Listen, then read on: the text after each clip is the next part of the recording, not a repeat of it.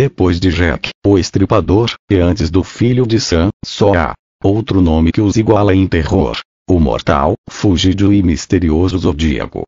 Desde 1968, esse serial killer encapuzado tem aterrorizado a cidade de São Francisco.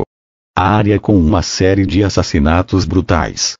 O Zodíaco, em cartas cheias de escárnio enviadas aos jornais, escondeu pistas sobre a sua identidade usando astuciosas mensagens criptografadas que desafiaram as maiores mentes decifradoras de código da CIA, do FBI e da NSA.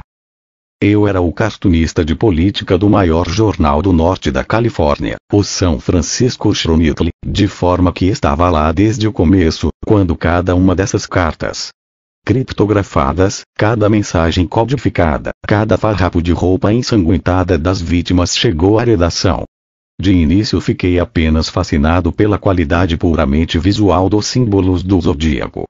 Depois, pouco a pouco, cresceu dentro de mim a determinação de desvendar as pistas fornecidas pelo assassino, de descobrir sua verdadeira identidade, se não conseguisse isso, de pelo menos apresentar todos os fragmentos de prova disponíveis a fim de que alguém, algum dia, pudesse identificar o assassino do Zodíaco.